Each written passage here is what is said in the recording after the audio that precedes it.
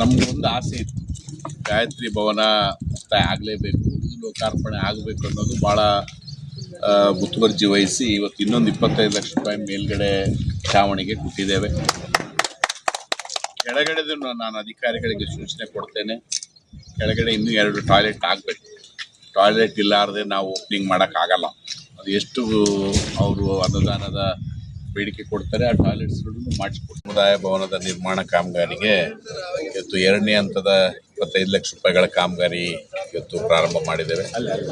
ಬಹುಶಃ ಈ ಪಿರಿಯಡ್ನಲ್ಲಿ ಕಾಮಗಾರಿ ಮುಕ್ತಾಯಗೊಂಡು ಬಹುಶಃ ಲೋಕಾರ್ಪಣೆ ಮಾಡುವಂಥ ಕಾಲ ಭಾಳ ಸನ್ನಿಹಿತವಾಗಿದೆ. ಇನ್ನೊಂದು ಬಹುಶಃ 2-3 ತಿಂಗಳಲ್ಲಿ ಇದು ಆ ಸಮಾಜಕ್ಕೆ ಉಪಯೋಗವಾಗುವಂಥ ಕಾಮಗಾರಿ ಆಗ್ತದೆ ಅಂತ ಹೇಳಲಿಕ್ಕೆ ಬಯಸ್ತೇನೆ.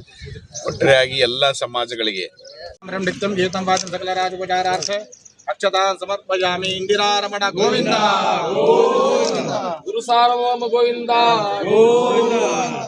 ಹರೇ ಶ್ರೀನಿವಾಸ, ಹರೇ ಶ್ರೀನಿವಾಸ, ಪಾರ್ವತಿಪತಿ ಹರ ಮಹಾದೇವ್, ಹರ ಹರ ಮಹಾದೇವ್. ಒಂದು ಬಡ ದಯಮಾಡಿ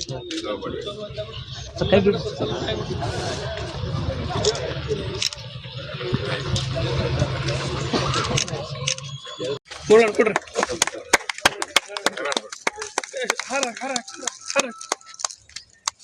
ಅಖಿಲ ಕರ್ನಾಟಕ ಬ್ರಾಹ್ಮಣ ಮಹಾಸಭೆಗೆ, ಜಿಲ್ಲಾ ಬ್ರಾಹ್ಮಣ ಮಹಾಸಭೆಗೆ, ರಾಯಚೂರು ಜಿಲ್ಲಾ ಬ್ರಾಹ್ಮಣ ಮಹಾಸಭೆಗೆ.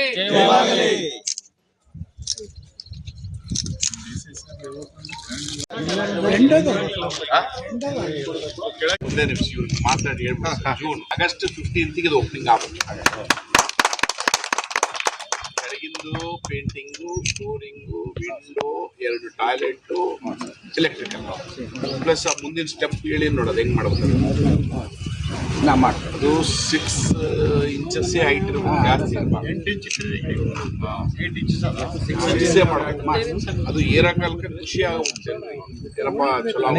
ಹೇಳಿರುವ ಹಾಗೆ ಏನೆಲ್ಲ ವ್ಯವಸ್ಥೆಗಳು ಬೇಕು ಇನ್ನ ಕಡಿಮೆ ಇದ್ರೂ ಕೂಡ ಮಾಡ್ತೇನೆ ಅಂತಕ್ಕಂಥ ಅಭಯವನ್ನ ಮತ್ತು ಭರವಸೆಯನ್ನು ನೀಡಿದ್ದಾರೆ. ನಿಟ್ಟಿನಲ್ಲಿ ಕೋರ್ತೇನೆ.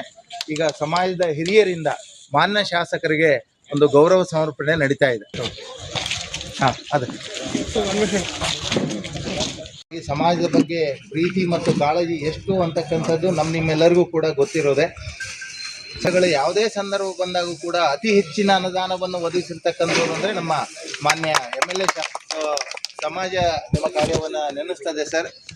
ಮುಂದಿನ ಕೆಳಗಿನ ಒಂದು ಕಟ್ಟಡದಲ್ಲಿ ಕೂಡ 25 ಲಕ್ಷಗಳ ಅನುದಾನವನ್ನು ಶ್ರೀಯುತ ಶಾಸಕರು ಒದಗಿಸಿದ್ರು. ಅದೇ ರೀತಿ ಮೇಲ್ಛಾವಣಿಗೂ ಕೂಡ 25 ಲಕ್ಷ